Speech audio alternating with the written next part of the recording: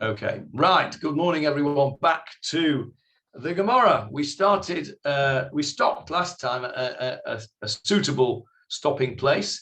I will get the Gemarah on the screen straight away. We're on 16a of Sanhedrin. Where are we? 16a of Sanhedrin. There we are. Share screen. Right, you should be there and or thereabouts now.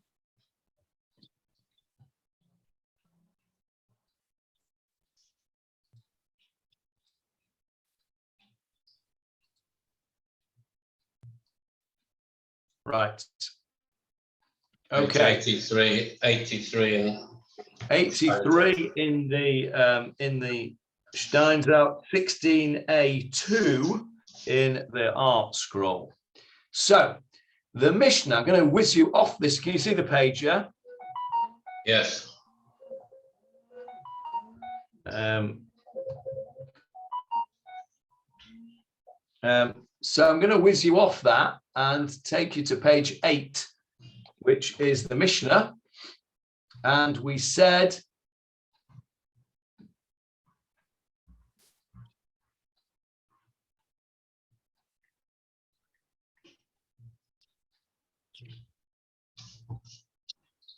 here we go, page 9, sorry. Ein danin lo et hashevet, velo et navi hasheker, velo et kohen gadol, ela al pi bet din shel shivim achad.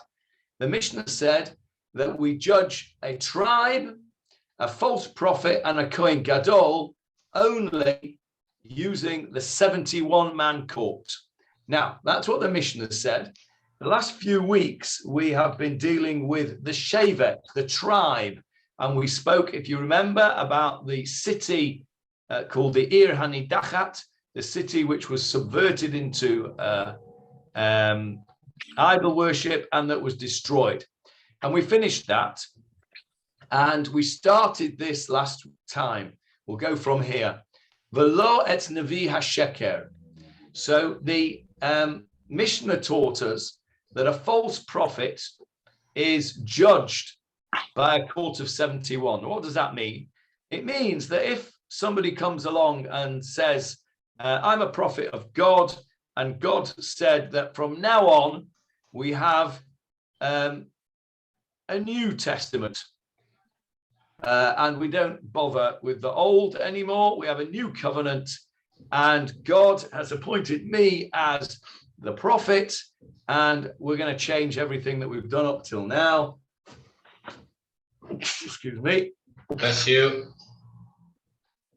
Thank you. So this guy says we're going to change everything. The Torah tells us if that happens, don't listen to him, and he's got to be put to death. So how do you know if he's a false prophet or is just some lunatic? Then you have to have a trial. And this is what we're talking about. The trial that takes place for a potential Navi Sheker, potential false prophet, literally a prophet who lies, a prophet of lies. Sheker is a lie. So a lying prophet has to be done by 71 judges. Now, that's what the Mishnah said. The Gemarah says, Mina hane mili. How do I know? Where do I know that the prophet, that maybe a false prophet, has to be judged by 71 judges? How do I know? Where does it come from? Can I ask something? Yeah. So these three things that the Mishnah has said, where you need 71 judges, it's very likely. I'm sorry, I've got also work. These are the three most heinous crimes that there can be, or can we think of any others that might be equally heinous but aren't mentioned? I was trying to. Okay, that's a good question. So the Shevet is a whole tribe that's been subverted. The Navi Sheker is, as you say, a terrible thing, trying to take the whole people astray. And the Kohen Gadol, well, that's a terrible thing, isn't it? When the high priest is accused of a capital offense. So I think that the only other one that I can think of would be the king. And as we've said before, the king is above the law. There's an expression for that, isn't there, Julia? There's a Latin expression that the king is above the law. Can't remember what it is now. But anyway, the king is above the law. We're going to learn that in chapter 2. So, yeah, I think you're right. These are the 3 most heinous crimes that there are, because they involve the entire people. Or at least the shaver is a big section of the people, and the other 2 involves potentially the entire people. So it makes sense that these should be judged by 71 judges and not just any old Shmerel Bet Din that you've got on every street corner. This has to be the Supreme Court. Nevertheless, the Gemara would like to have some kind of scriptural proof for the fact that 71 judges are required. So we start with an attempt, and I say an attempt because it's going to be booted out, by Rabbi Yossi, the son of Rabbi Hanina.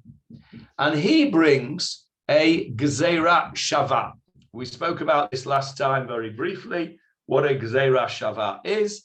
And you'll remember that it is where 2 different verses in the Torah use the same or very similar language, and we derive one thing from the other. So Pasuk A uses a certain word and says we have to judge by 71 judges. Pasuk B in a different place uses the same word, and we derive one thing from the other. We say, because over there it was 71 judges, and because over there they used that word, and over here we're using the same word, therefore we can say that 71 judges are required over here. That's called a Gezeirah Shavot. Shavah meaning from the word equal. We had this conversation last time as to what Shavet was. I told you that a Shivyon was an equalizing goal in a football match. Shaveh means equal, and so that's why it's called a Gezeirah Shavot. So, Hazada, Mizakein Mamre. He wants to bring, Rabbi Yossi Rabbi Hanina wants to bring a Gezeirah Shavot using the word willfulness, Hazada, the same word as bemazed. Johnny, you'll remember that. You'll remember that from Reb Herschel's shir. You do something bemazed, it means doing it deliberately, willfully. That's right. Oh, and the opposite of that is to do something. Can you remember? Bishgaga. Close. B'shogeg. Yes. B'shogeg. Okay. B'shogeg. Yeah. B'shogeg. Bishgaga would also be okay, but we normally say b'shogeg, which means by mistake. What's the difference?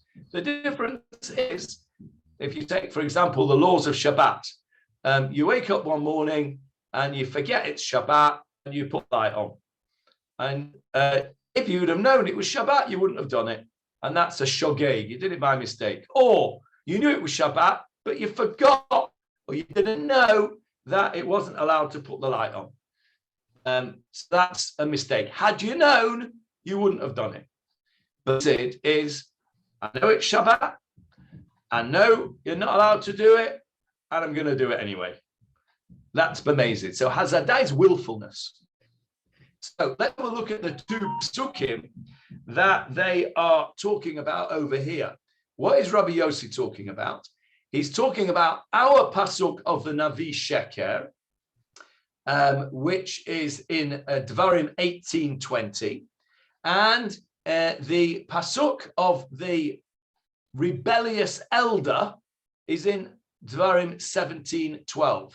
So I'm going to show you those 2 psukim now, and I'll show you the Gezeirah Shavot. I'll show you the 2 words that are there. So I'm going to stop this share, and I'm going to show you a different share.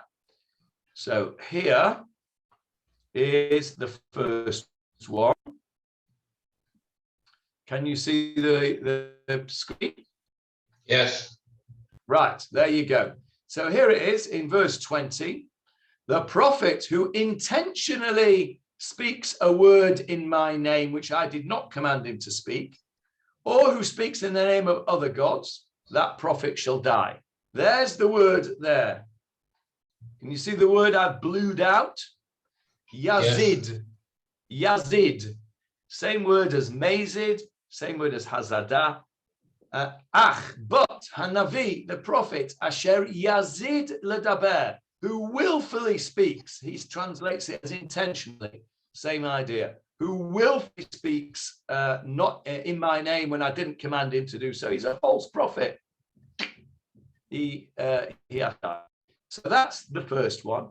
Now, going back to the other pasuk is over here, chapter 17 of Dvarim. We've had this chapter Dvarim many times.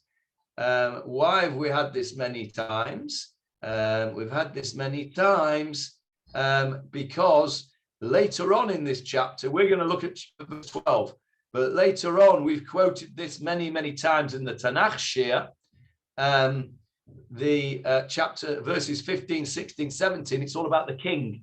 When you appoint a king, and he shouldn't have too many wives, and he shouldn't have too many horses, he shouldn't have too much money, etc.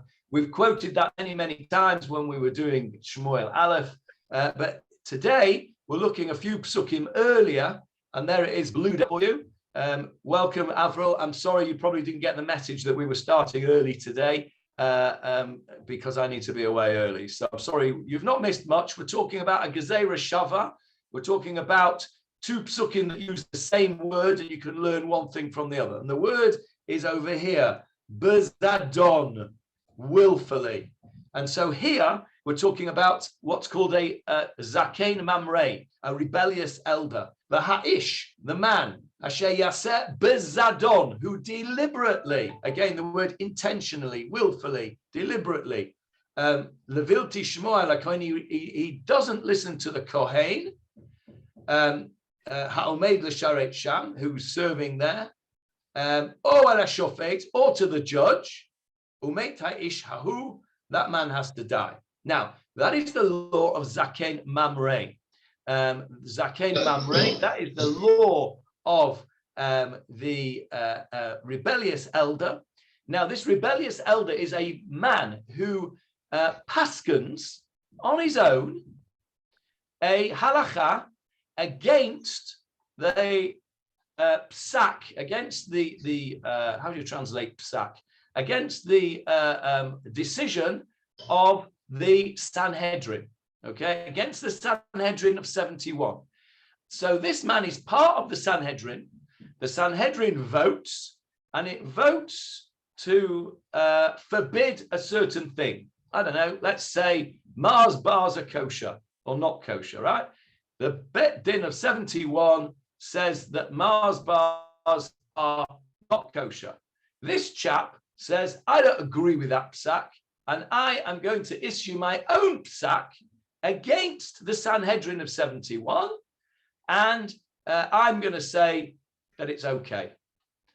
That man is called a zakein mamrei. Actually, that's a rubbish example I've given you, because you wouldn't need a base din of 71 on kashrus, but never mind, you get the idea. In the pasuk, it only mentioned, in the pasuk, John, it only mentioned a judge. It doesn't say Sanhedrin. It does, but they learn out from that, from the Kohen and the judge. Yeah. We learned it actually some time ago, because we learned about this zakein mamrei. He had to be rebellious actually in the Bet HaMikdash, in where the Sanhedrin sit. If you cast your minds back some time ago, we were talking about the idea of the Egla Arufa, where the Bet Din had to go and measure the distances between two cities when there was a corpse, remember? And remember, there was that Rebbe Eliezer ben Yaakov who wanted everybody to go, the Sanhedrin, the king, the Kohen God, all he wanted the whole caboodle to go, right? And we learned out from there at the time that this zakein mamrei is only a rebellious elder if he rebels in the place of the Sanhedrin, in the actual place where the Sanhedrin sits. There were times when the Sanhedrin went out to sit, and that's why we were learning it over there, because this Sanhedrin, when the idea of this Rabbi Eliezer ben Yaakov was that he said that Sanhedrin, when it goes out, what's it going out for? It must be going out to measure the distances. That's what we want. But here we're talking about a Zaken Mamre. And can I stop you? Can I ask something? Yeah. If it's a comparison, would that not mean that the false prophet should also be in the grounds? Otherwise, it's not really a proper Well, you're comparison. asking a very good question, Julia. And although your actual question is not asked by the Gemarah does go along your reasoning and says a bit later on, we'll hopefully get to it today, that the reason that this, one of the reasons this is kicked out is because the Gezeirah Shavot doesn't quite work, because it's not, and then they try and turn the Gezeirah Shavot on its head. And you'll see why, you'll see later on that your thinking is very, very much along the same lines of the Gemarah later on. You would have made a very good Amorah or Amora'it, although that probably wouldn't have been allowed back in the day. But yeah, yes, you've definitely got a Gemarah cop there, Julia. Quite right. So, right at the moment, we haven't come to that yet. You're ahead of us.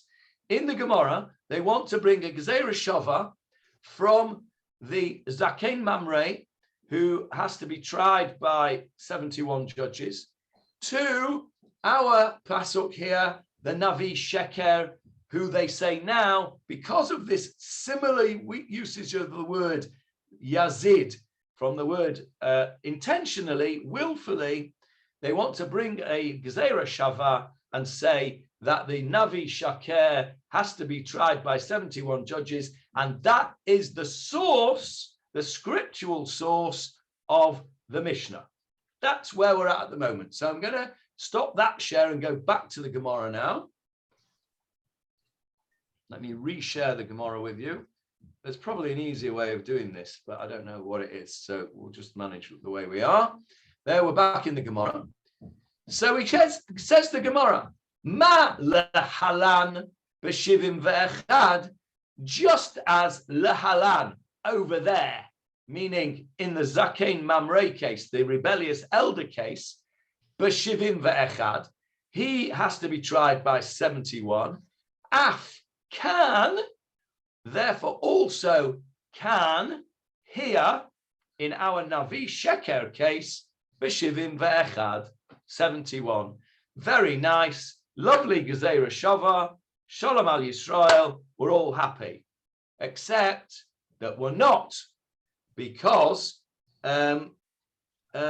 it's not, doesn't quite work, because what we said about the Zaken Mamre is not quite true. The Gemarah then challenges, as you can see here, Vaha hazada ki ktiva.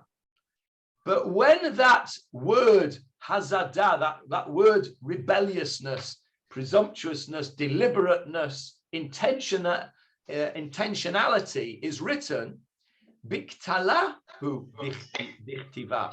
It's written regarding the death penalty. Uktala be'esrin utlatahu. And we know, don't we, that an individual is tried for a capital case, not by 71 judges, but by 23. So in that case, says the Gemarah, your Gezeirah Shavot doesn't work, because if you apply a Gezeirah Shavot on this word Hazadah, then you would end up with the Navi Sheker being tried by 23 judges, not 71. And what we're trying to prove is what the Mishnah said. We're trying to give a support for the Mishnah here. So actually, says the Gemarah, your Gezeirah Shavot is rubbish, doesn't work. It, in fact, takes us to the wrong conclusion. So now Reish Lakish, another Amorah, comes along and says I tell you what, I'll try again with a different Gezeirah Shavot. And I have to say that I am not happy with this Gezeirah Shavot of Reish Lakish's. And I wonder whether any of you feel the same way. I won't tell you why I'm not happy with it. And you can see if you agree with me or not, if you come up with the same thing. But this is what he says. He says, Gamar. What does Gamar mean? Yes, you're right. It does mean finish Avril, but that's not what it means here. What are we learning? Gemarah. Gemarah. Gemarah. And what does Gemarah mean? What are we doing? We're learning. Learning. That's what Gemarah means. It means learning. So Reish Lakish says, Gamar, learn it. In other words, learn it out, derive it, come to a conclusion about it, which is where Avril Gatov's word finish comes in. Come to a conclusion. When you learn something, you come to a conclusion about something. So that's where the root is. So learn it out from a different Gezeirah Shavot. Davar. They both use the word davar.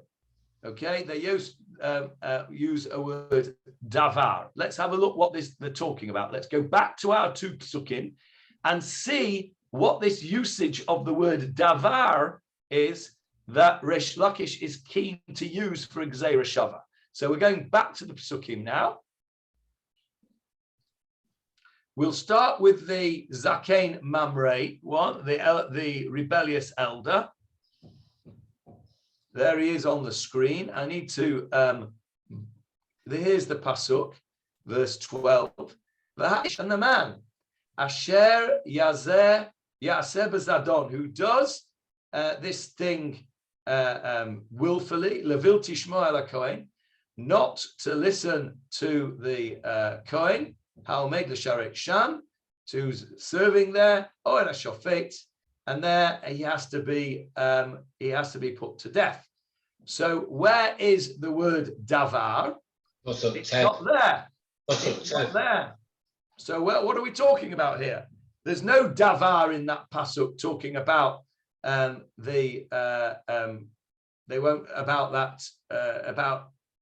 the Zakein Mamre. So where is it? Well, it's in a different pasuk, isn't it? Let me just have a look and find it. 10. It's in verse 10. Va'asita al pi hadavar asher yagidu lecha min hamakom, and you shall do according to the word that they tell you, and from the place the Lord will choose, and you shall observe to do according to all they instruct you. So va'asita al pi hadavar. It's over there. It's in verse 10. Let's go to the pasuk of the Navi Sheker. There's our Navi Sheker, and there is our word, davar. Ach hanavi asher yazid ledaber davar bishmi. The prophet who deliberately speaks a word in my name, which I have not commanded, or he speaks in the name of other gods, he has to be put to death. And I'm not very happy about that. Why am I not very happy about that? The other one doesn't mention putting to death, does it? It does. Does it? It does. Yeah, it is. The other one's not clear. Yeah, this one's not clear at all. This one doesn't say it in the actual pasuk that's talking about the Zakein Mamre. It says it in a previous pasuk, which is talking actually about if you're not sure about the judgment, okay, about various judgments. It's not specific to this verse 12. It's not in there in verse 12. Maybe I've missed it. There's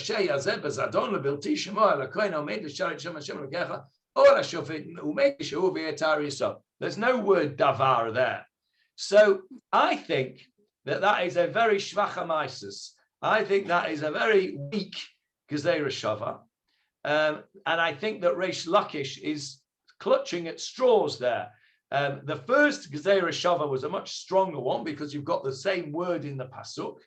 This one, I think, is very weak, but nevertheless, Reish Lakish comes along with it.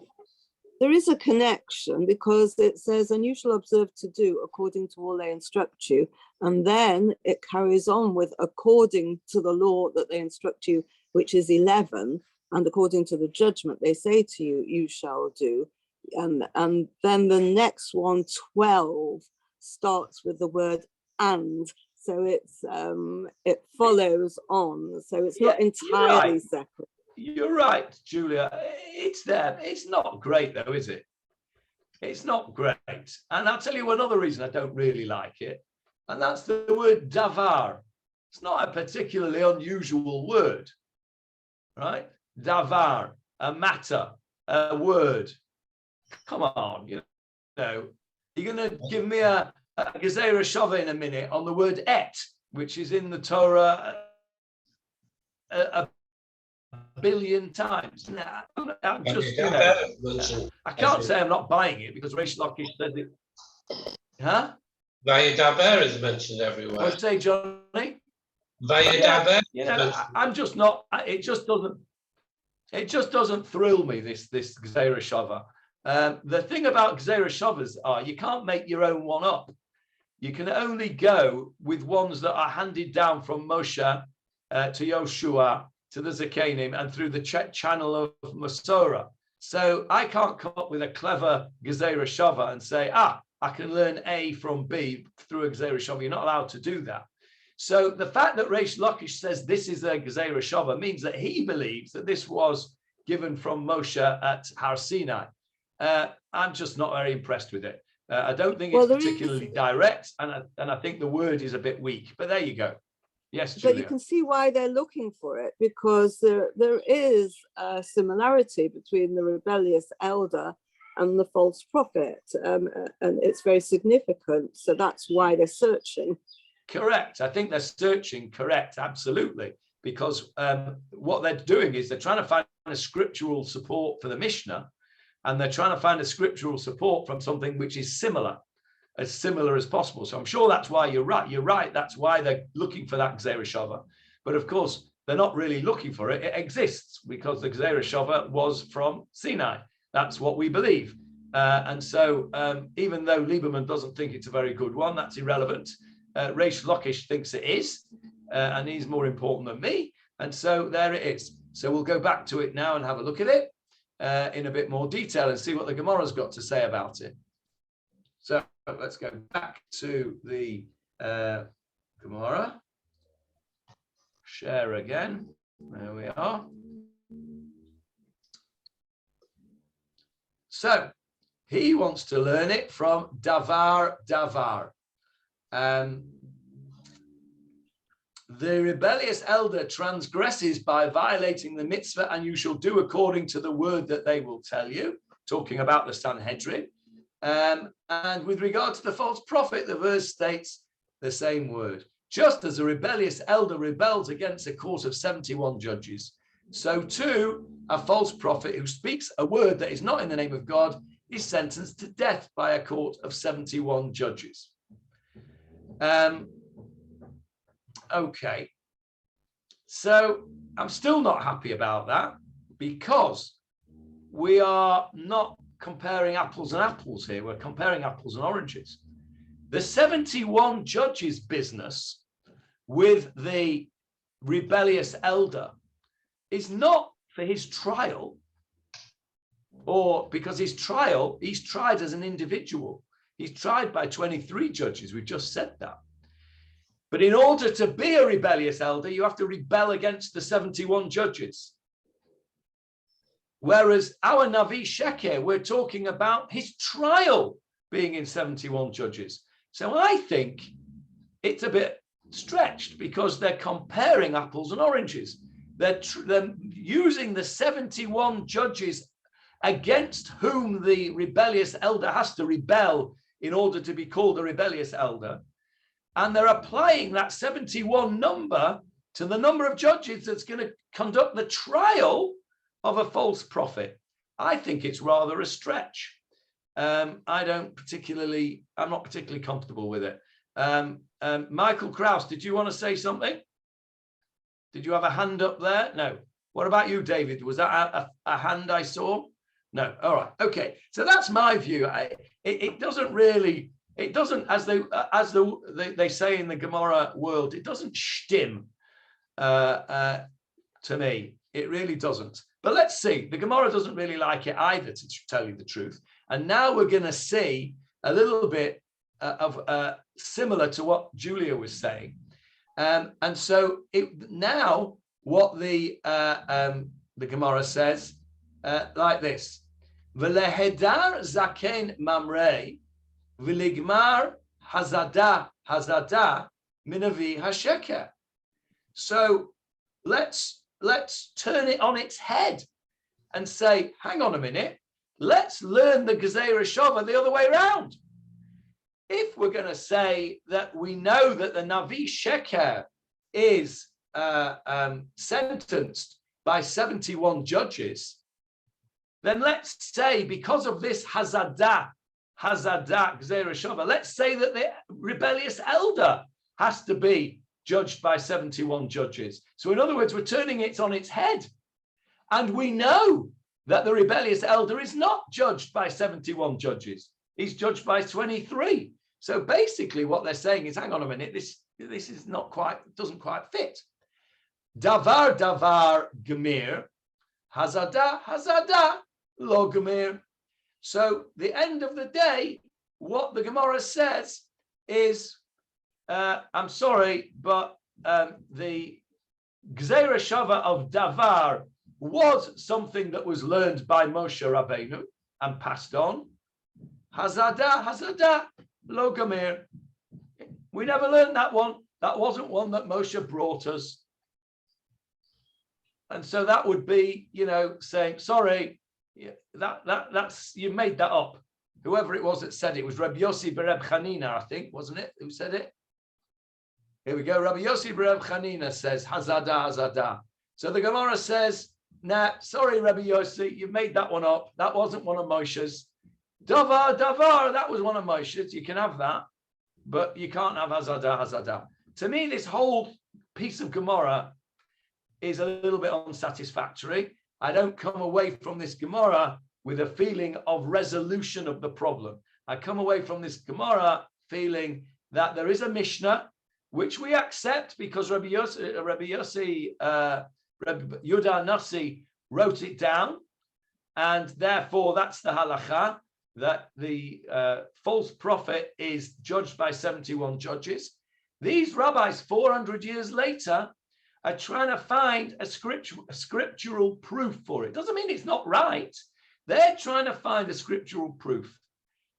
I am saying to myself, at the end of this piece of Gemarah, they haven't succeeded in persuading me that this is the scriptural proof, that if Rabbi Yehuda Nasi was sat here with us and we were to say to him, Rabbi Yehuda Nasi, how did you arrive at that halacha that a Navi Sheker, a false prophet, needs 71 judges? I'm not convinced that he would have said it's a Gezeirah Shavot from Davar. I think there's another reason that the Gemarah hasn't come up with. I don't know what it is. I'm not clever enough to work it out. I just don't personally, this is just my own feeling, and you're allowed to say that. I don't think the Gemarah has actually proved its case particularly well on this occasion. Now, you often find that it's a bit of a kvetch. It's a bit of a, and that's how personally I feel about this particular Gemarah, but that's as far as we get. There are no other suggestions as to where we get this from, because as you can see on the screen, we've come to a little symbol that tells us we're on to the next bit of the Mishnah. So we're finished with this. Sorry, yes, it's unfortunate, isn't it? Because the previous one, the tribe, was also a real struggle, and the final solution was a bit difficult to accept, really, because that was a poor choice of words there, but I know what you mean. Right. Okay. I'm sorry. But the final solution. Yeah, it was. Then. You're right. You're right. If we just go back a bit, let's just go back to the end of that thing. We ended up saying that it was Rav Masna in the end, and he was the one that said it was talking about the prince of a people. And then the other option was we went right back to the beginning and said, no, it means an ir hanidacha. It means when it says a sheva, it means a city, it includes a city, half a tribe. It was very unsatisfactory and not particularly clear. So again, this is not an unusual scenario. Often, I mean, I've been learning Gemarah since the age of 10 on and off. And this has happened very, very many times in my life where I've learned something and the Gemarah has come to a conclusion and I've thought, not really convinced by that. The difficulty I always had was if I expressed that opinion, I was slapped down, not physically slapped down, but verbally slapped down as if to say, well, what do you know? Well, fair enough. But it didn't really encourage me to carry on learning. And there were periods of time where I didn't enjoy learning the Gemarah because I wasn't encouraged to express my own views about it. I think it's fair game. If you don't feel comfortable with it, then I think one should be able to say so. Yes, Jeffrey.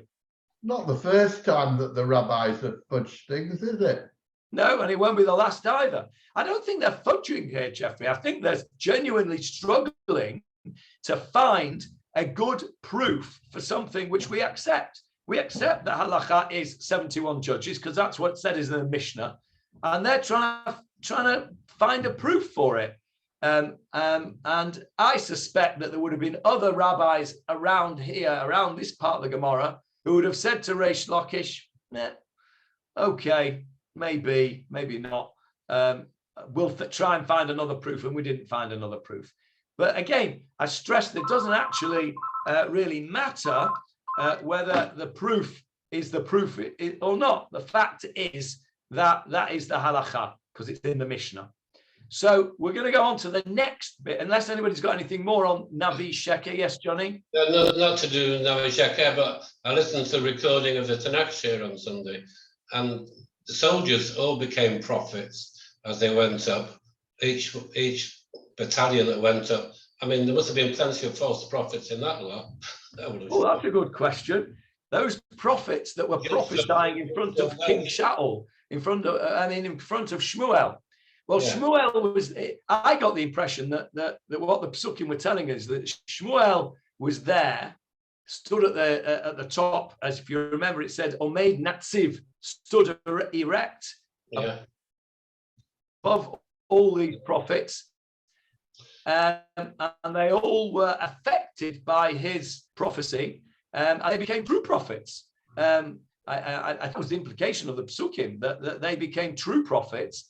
And then, of course, Shaul comes along and has this sort of, this whatever it is, strips off his clothes down to his Unterhosen, and he's prophesying.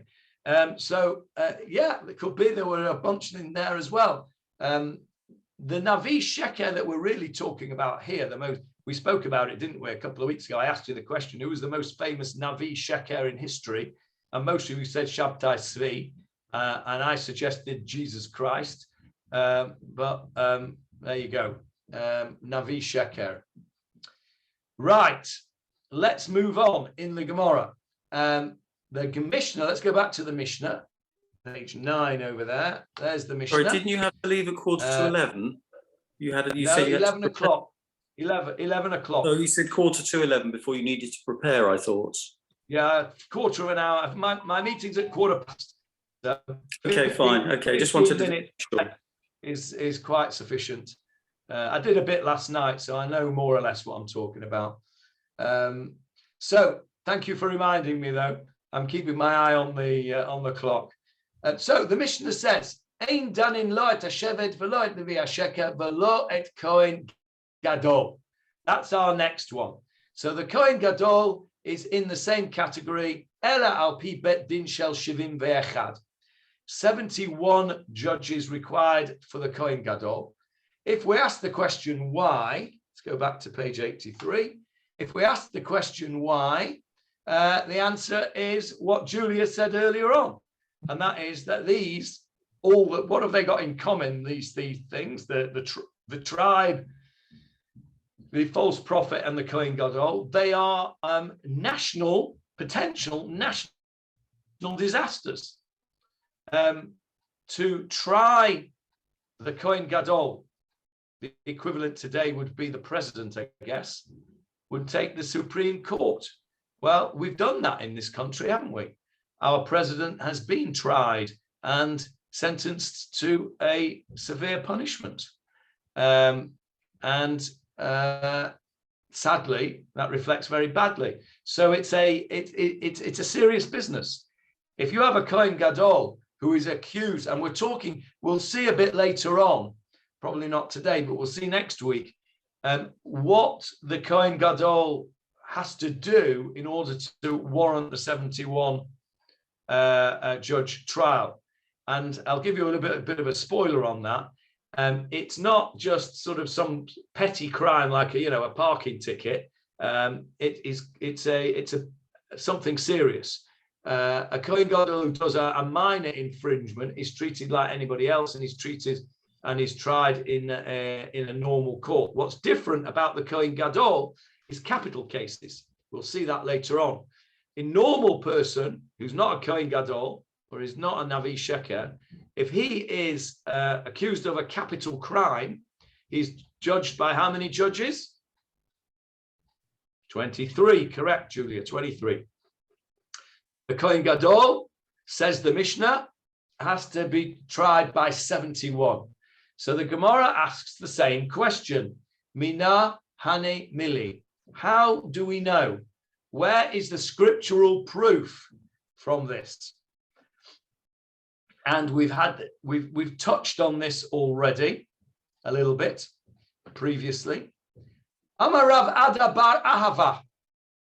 Rav Ada bar Ahava quotes a pasuk that he quoted previously. Kol hadavar hagadol yaviu elecha. All the great matters, every great matter, they shall bring to you. Where's that from? Where's that pasuk from? Yitro telling Moshe to get a coat. Correct. Exodus 18:22. Let's have a look at the pasukim. Sorry, Avril, to interrupt you. 18:22. There it is on the screen for you in 1 second. There it is.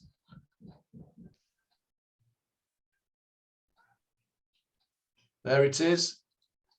Verse 22. They shall judge the people at all times. This is Yitro speaking. Remember, Moses' father-in-law said to him, the thing you're doing is not good. You'll wear yourself out and you'll wear them out. So what should you do? Choose these people, God-fearing men, etc., and they shall judge the people at all times. And it shall be. Now, I've stressed that for a reason. You'll see why shortly. It shall be that any major matter, kol hadavar hagadol yaviu elecha, any major matter they shall bring to you, v'chol hadavar hakaton, and any small matter or minor matter, yishpatu heim, they will judge. Okay, there is our pasuk. Now, so what? So what? Well, Moshe is the equivalent to the Beth Din. Say that again, Michael. Moshe would have been the equivalent of a full Beth Din. Correct. Exactly that. Let's go back to the Gemara. Sorry that we're flitting back and forth, but that's the only way I know how to do it. So that means that Moses, all the great Sanhedrin with 71 judges, which served the parallel role to that of Moses, adjudicates all matters relating to a great one. Oh, so when it says Kol Hadavar Hagadol yaviu elechem. Any great matter they will bring to you. Rav Ada bar Ahava, and he's used this expression before for the same reason. When it says davar hagadol, it doesn't mean a big case, like the great train robbery. It means the matter of a great one, i.e., the Kohen Gadol. There's the word Gadol, right? Kohen Gadol. And that's brought to you, Moshe Rabbeinu. And as Michael Krause correctly says, Moshe Rabbeinu was the equivalent of the great Sanhedrin. I'll come to you in a sec, Jeff. So any matter pertaining to a Gadol, including the Kohen Gadol, must be brought to Moshe Rabbeinu. Therefore, any matter pertaining to the Kohen Gadol in a later time must be brought to the equivalent of Moshe Rabbeinu, which is the 71-man panel of judges. That is Rav Ada bar Ahava's interpretation of that pasuk. Yes, Jeffrey. If my memory serves me right, around about the time of the Sanhedrin, there was a lot of corruption that was going on, and I think to accuse the Kohen, and there were instances where the Kohen Gadol was appointed when he shouldn't have been, and maybe this was a way of weeding out those false appointees. I'm sure you're absolutely right. Pressure of opinion. I'm sure you're right. Remember, we are quoting a Mishnah. The Mishnah was written down by Rabbi Yehuda Nasi around about the year 200. The end of the Second Temple was in the year 70. So it was written down not long after the destruction of the Second Temple.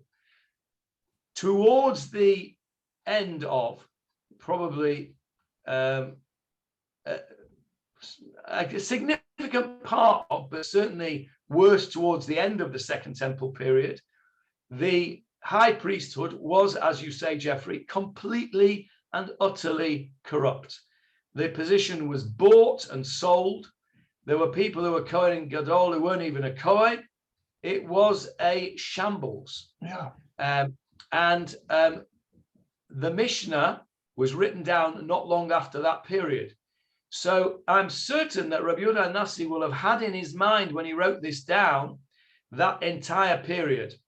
And that therefore, in order to counterbalance the power of this corrupt high priesthood, the 71 judge Sanhedrin, the highest court in the land, had to be convened. So I'm sure you're right on that. I'm absolutely certain about it.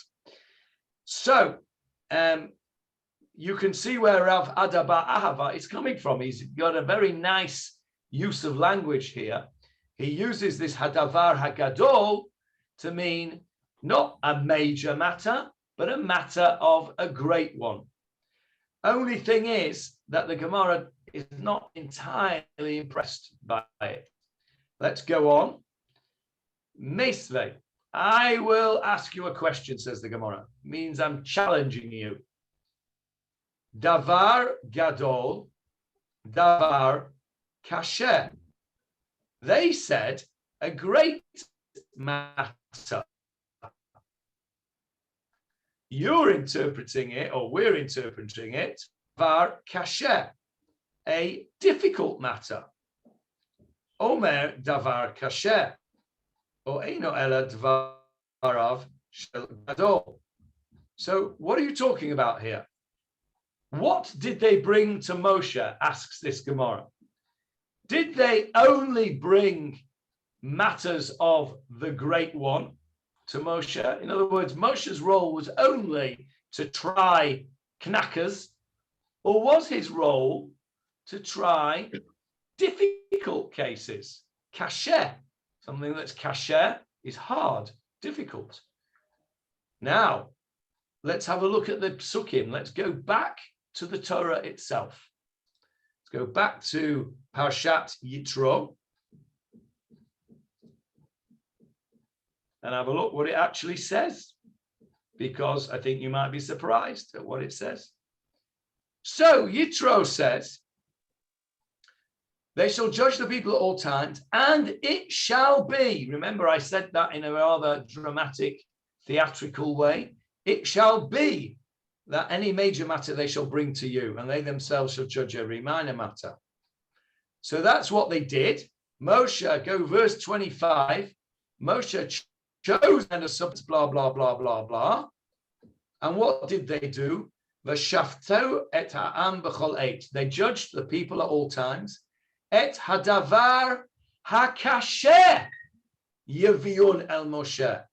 The difficult cases they brought, they would bring, or they brought, it's in the past tense, to Moshe. Doesn't say the great things. Over here, it says they'll bring you the davar hagadol, the big matters. Over here, it says they brought the difficult matters. It might have been a difficult case over Tuppence Halfpenny, or it might have been a very simple case against a knacker. Two completely different things. So the Gemara is asking us, wait a minute, what do you really mean? What does these words mean?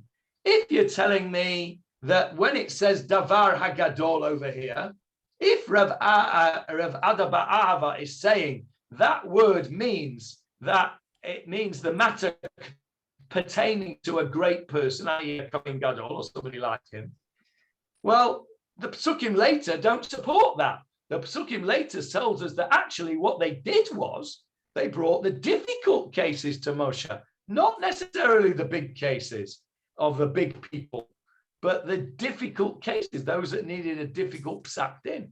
So the Gemara at this point is asking a question and saying, hang on, wait, not so fast, not so fast. We need to look at this a bit more carefully. So again, let's go back to the Gemara and see what the Gemara is going to say to us now.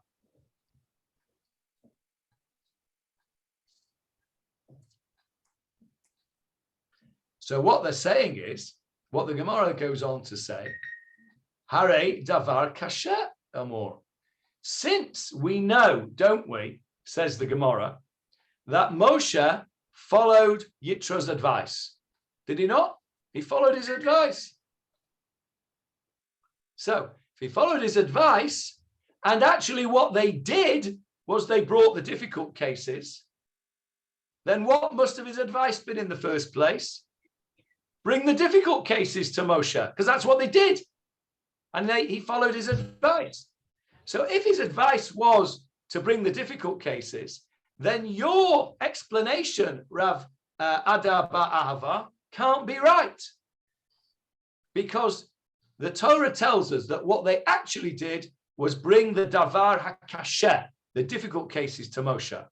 That means that Yitro's advice must have been to bring the difficult cases. And when he says davar gadol, that's what he meant. And he didn't mean the cases of the knackers of the Kohen Gadol. Okay? So the Gemara will now, I need to stop now, so we'll stop here and we'll do this next week. Rav Ada Ba'ahava is not yet finished.